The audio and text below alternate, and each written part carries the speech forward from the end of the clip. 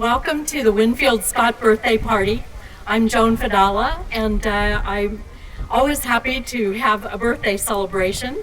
As you know, this is what we consider Scottsdale's Founders Day, celebrating the birth of Chaplain Winfield Scott, who was born on this day in 1837 in Novi, Michigan. He was raised on a farm in New York, fought valiantly in the Civil War, and eventually, after being wounded several times, left the Army, became a chaplain, established many churches and several towns in the West, and eventually arrived here in the Salt River Valley. He and his wife Helen and their mule, Old Maud, settled Scottsdale, actually homesteaded their property in Scottsdale in 1888. And the rest, as you can say, is history. You'll be hearing a little bit more about the Scotts and their contributions to Scottsdale and the many legacies they left shortly.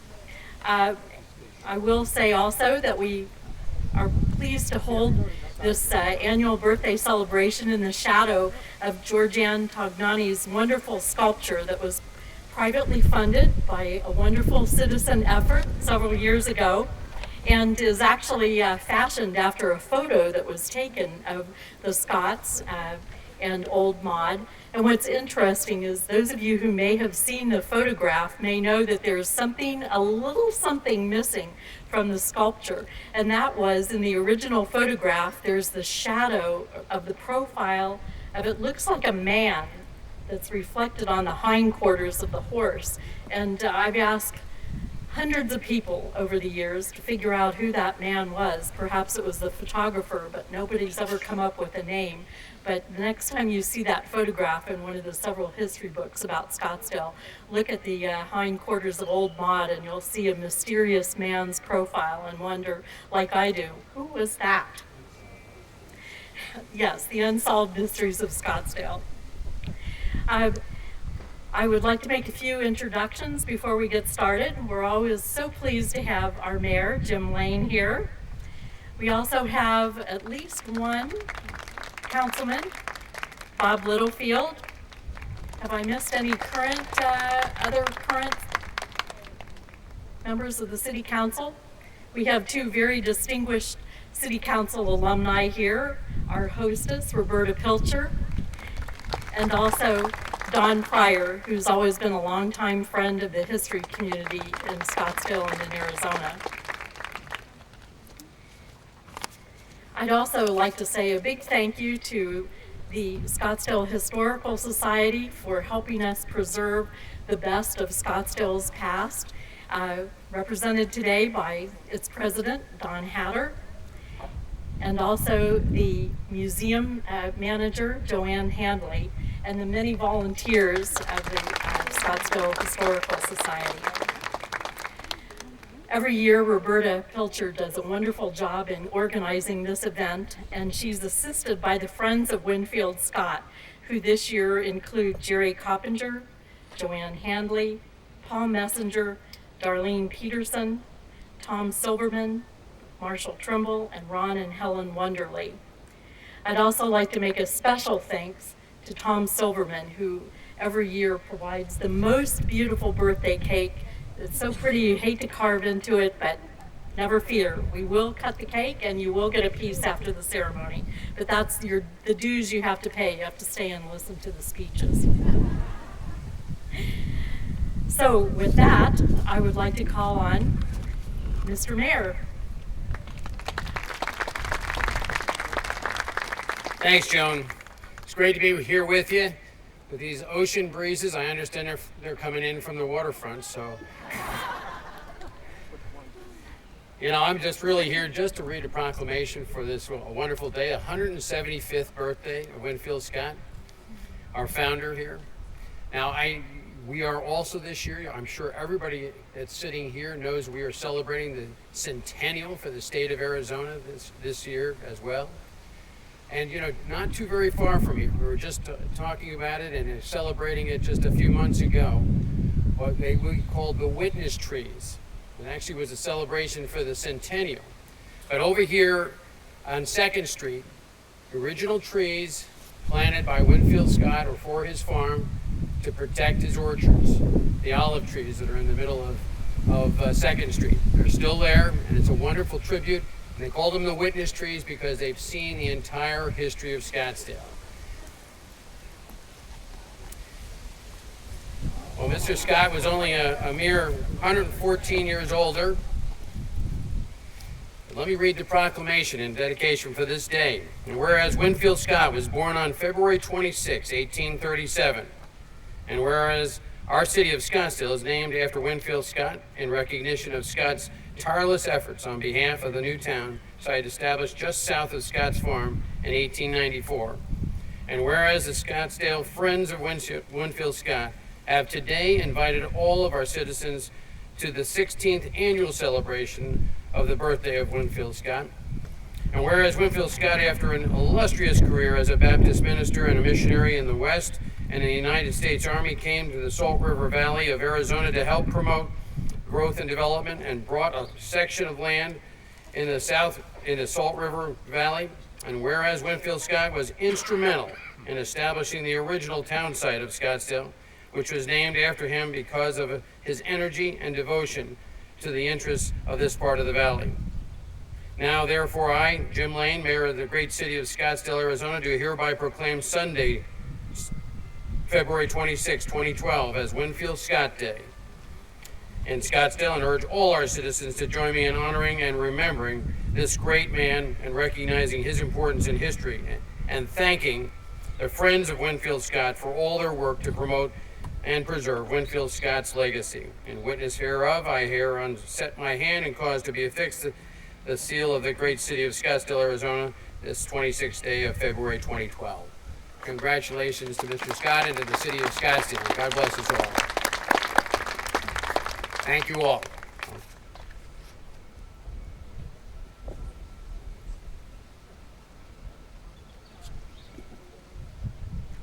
Every year we try to look at another little bit or piece of the Scott's life.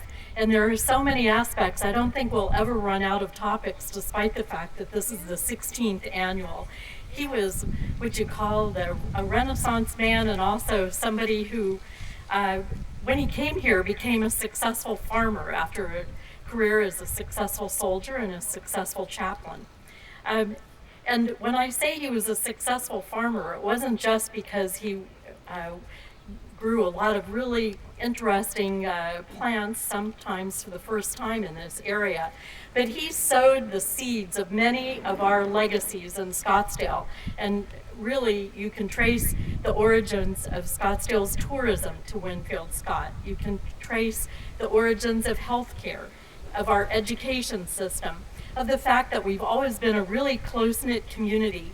And also, of course, because he was a Baptist minister, you can certainly trace the origins of Scottsdale being a wonderful community in which all faiths can practice freedom of religion. And we have so much to thank for Winfield Scott and Helen, who was certainly also very involved in her faith, for establishing a real ecumenical and interfaith community here in Scottsdale. So just for a moment, I'd like to touch on a couple of things that with Scott's influence and some of the others, certainly the early settlers, we have so much to thank our faith community in Scottsdale. Now, it was Winfield Scott's intention, despite the fact that he was a renowned Baptist minister, that the early settlers worshiped together and not branch off into individual congregations. And throughout his entire lifetime here in Scottsdale, 1888 until his death in 1910, all of the early settlers did worship together, first in the original wooden schoolhouse that was erected in 1896, and then following that in the Little Red Schoolhouse. It wasn't until 1912, 2 years after his death, that the first congregation actually formed as a separate entity, and that was the First Baptist Church, which many of you may know is now located on Osborne, but had been for many years located at the intersection of Brown and Indian School Road.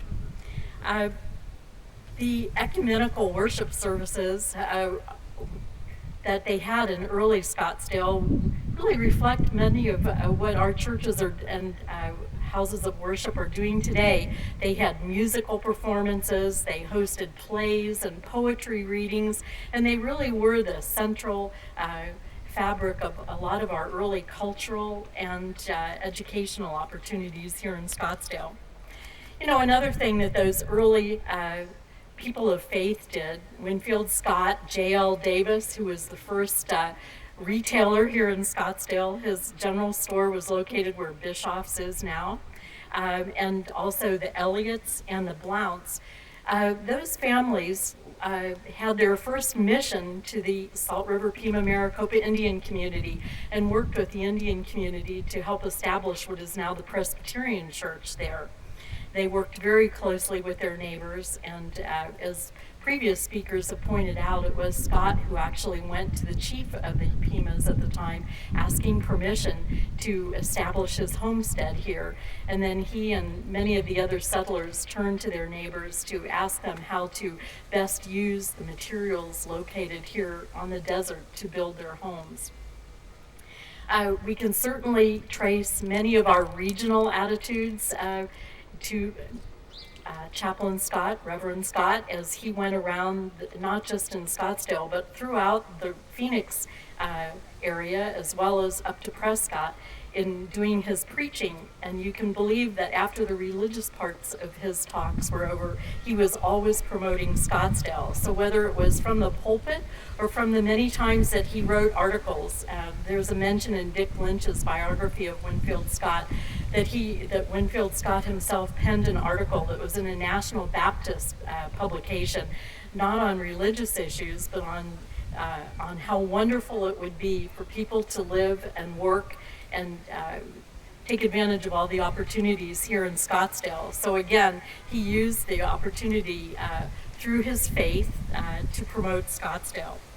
Something else, and I would say this next subject is probably the only seed that that Winfield Scott ever sowed that didn't take root, and that was he and the other early settlers with their religious background made this a temperate, anti-saloon location. And for those of you who have indulged in an adult beverage in the hundreds of places where you can do so in Scottsdale will know that I don't know whether you consider that a failure on his part or not to continue the temperance movement that actually had its origins here in Scottsdale and spread throughout the state. Another ecumenical thing that the Scots started and that many of those following him continued was an ecumenical vacation Bible school attended by the children of Scottsdale, which certainly was one of the few activities organized for children during the summer when school was out. You can see throughout our history then, after the Baptist Church started on its own, they were followed by the Methodists, the Presbyterians. In the 1920s, we had our first Jewish temple in the area. In the 30s, we had our first LDS congregation meeting in Scottsdale.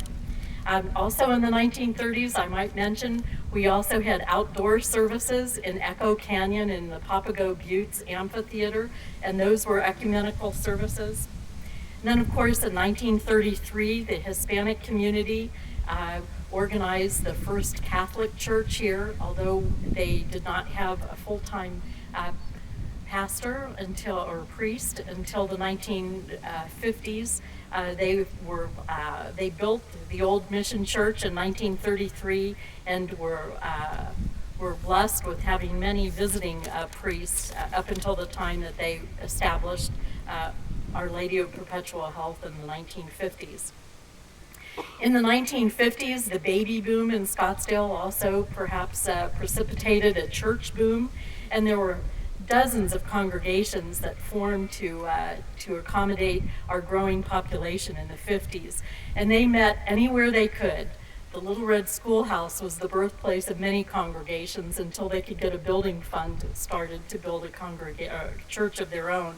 but they also met in places like the Segner's Craft Village, the American Legion, the Scottsdale High School, and just about any place, indoors or out, where they could hold church services here and begin not only their religious life, but also the wonderful outreach that all of our faith community has done over the years in Scottsdale to take care of those residents and visitors who might need a hand up rather than a hand out, and those also the churches and faith communities that have been so involved in getting our cultural and artistic community off the ground and flourishing here in Scottsdale. So again, Reverend Scott was the farmer who successfully sowed many seeds in Scottsdale, but certainly one of his most lasting contributions was the interfaith or the ecumenical start that he gave to Scottsdale. Next, I'd like to call on the expert on Scottsdale history, Joanne Handley, who's the longtime museum director for the Scottsdale Historical Society, and we credit she and her family for being among the founders of the Scottsdale Historical Society. Joanne.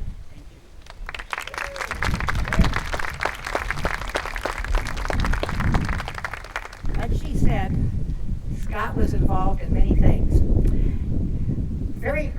In the late 1880s, very early 1890s, people back east had realized, or the doctors did, that coming out here to the west, where it's dry heat, was very good for those who had lung conditions, especially tuberculosis. And when Winfield Scott came out, and they actually, after he retired from the Army in 1893 and moved full-time to Scottsdale, he picked up on this. And he encouraged people to come to Scottsdale because the air was clear, there was water, and the soil was good, but mainly the health. Come here for health. He went down to Tempe several different times when he heard somebody was ill in Tempe, and says, "Come to Scottsdale. We've got clean air." Because even way back then, we had the inversion layer. But because there wasn't so many of us, it was only along the river that there was a lot of inversion. But he would write letters to people back east every time he heard somebody was not feeling well. "Come to Arizona, come to Scottsdale." He then had let them pitch tents in his orchard, under his trees. They could come and stay the winter with him. And in 1895, the Blounts came. Mrs. Blount had a lung condition. I'm not sure whether it was tuberculosis, but she was not well. So they built a house on the northwest corner of Indian School and Scottsdale Road, and it was a two-story. And upstairs they had a room for two rooms, so that people could stay there while they were recuperating. Then Minnie Elliott had been told that she only had 6 months to live. Winfield Scott told her to come to Scottsdale.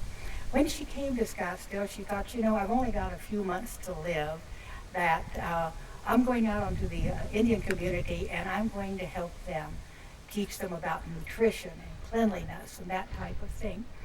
And what they did then was put her, dug a little trench, put her in there, covered her up with the warm sand or dirt, and then brewed a tea for her, an herbal tea. It cured her tuberculosis. She lived to be in her 70s. In 1909, the Graves bought the Blount's house and opened up a kind of a little area in the back. They built all these little tent house type things to house people who had lung conditions. They could come and stay there. Those were there clear up until into the 40s. I remember them, seeing them there. The main house was a little resort, but the back was strictly for people who had health issues. And I talked to a man some years ago who stayed in one of those little houses on the back because he had been ill, and he said really he got much better. It's always a great pleasure to introduce Arizona's official historian, who's been a very busy boy these days in our centennial year, Marsh Trimble.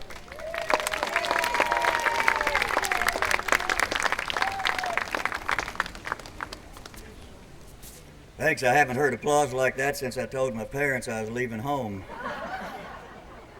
And another thing, while we're talking about Joanne, we wind down our 10-year Arizona Culture Keepers program this year, and Joanne is one of the last 10 to be honored, and it'll be May the 6th, I believe it is, Sunday, May the 6th. We invite you all to come out.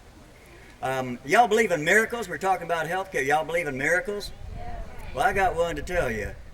I had a speech Saturday at ASU at noon, and it was for the retirees, ASU retirees. So I was over at the Memorial Union, but the parking place they were supposed to save for me, it didn't happen.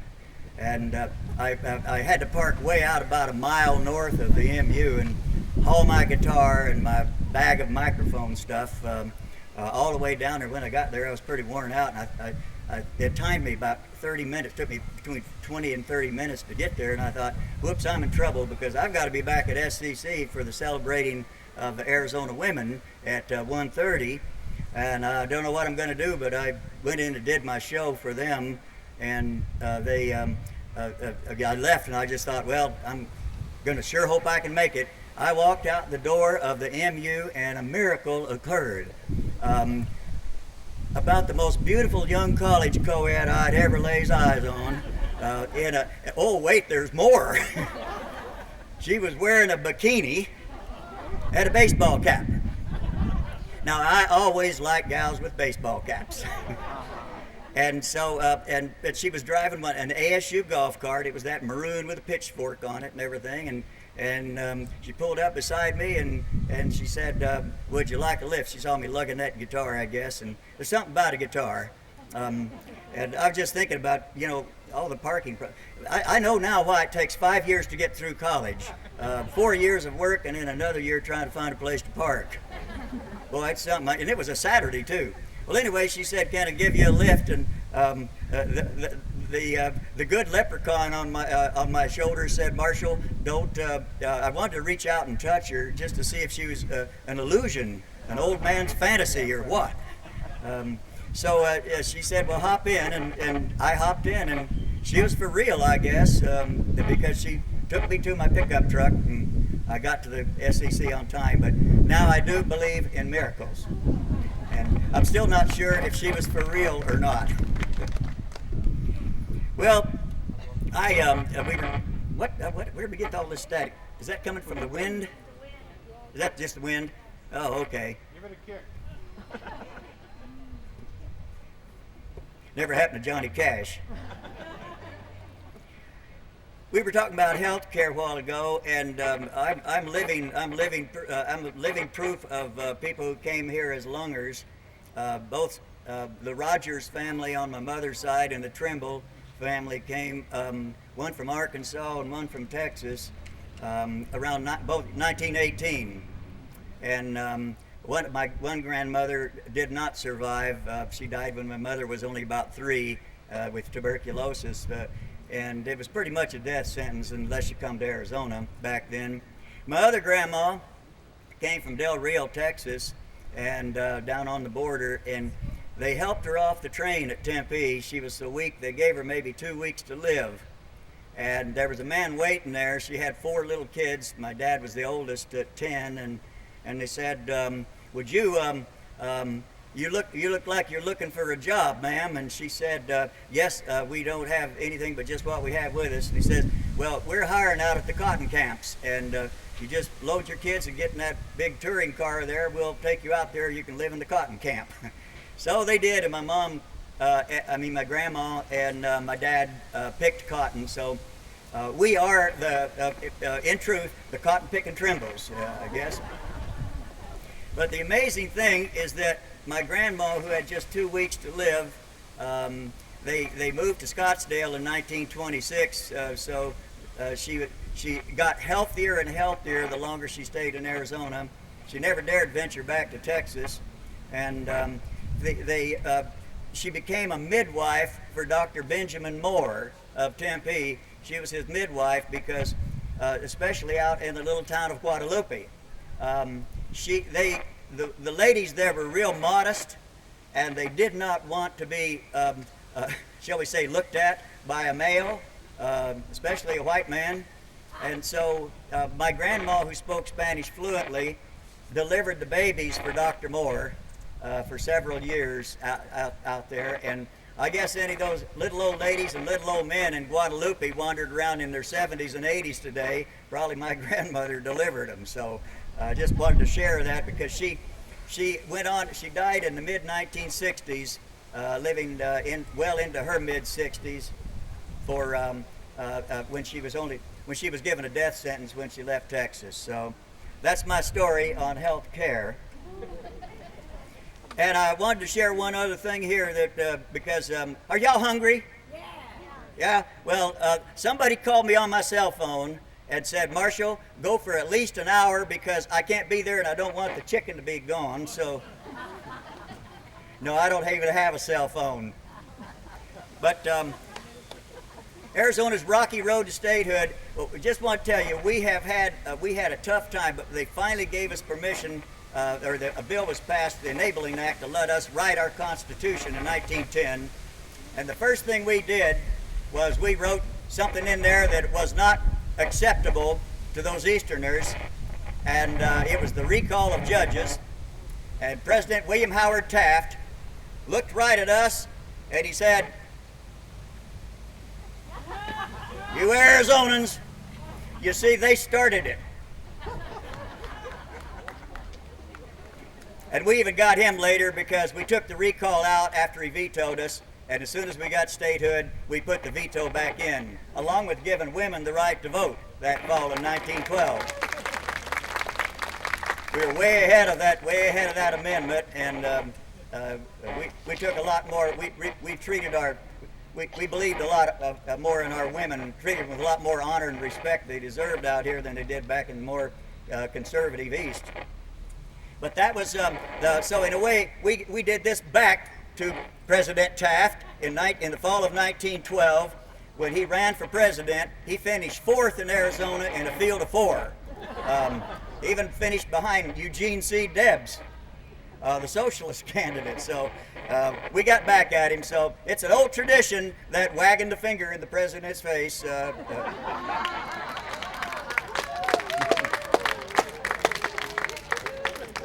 And lastly, Scott the Warrior. I just wanted to tell you, we hear Mitch and Chaplain Scott, and but I want to tell you, in his earlier, younger days, Chaplain Scott was a superb warrior. At Harper's Ferry on September the 15th, 1862, he was wounded, had 5 holes in his trousers, and was taken prisoner. He was paroled and came back and in July of 1863, he was at the Battle of Gettysburg, where he was wounded again. And then in May the 12th, 1864, at Spotsylvania, an artillery shell took off a big part of his thigh, and he was left with what they did with wounded in those days. If you had those kinds of wounds, they put you aside because they had to save the lives of the ones who just lost arms and legs and things like that. They work on them, so they would put those over there. You might remember the movie Dances with Wolves, where it happened to Kevin Costner's character, and he refused to die. Well, that's exactly what happened with Winfield Scott. And when his wife Helen found out about it, she tried to get through the lines to bring him home and nurse him back to health. And she was stopped by the authorities, so she went to the White House and she knocked on Mr. Lincoln's door and told the story, and Mr. Lincoln wrote her a pass to get through the lines so she could go get her husband and bring him home, and she nursed him back to health. And I thought that's quite a story. It's one of my favorite stories. So, well, with that, I'll say I think the chicken's ready. Thank you.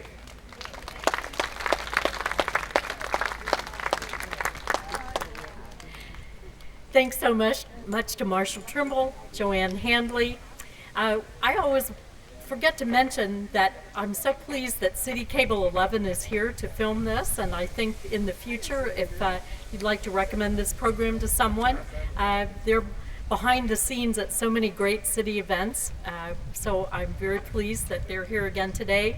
And thank you to Mayor Lane for being here and issuing the proclamation.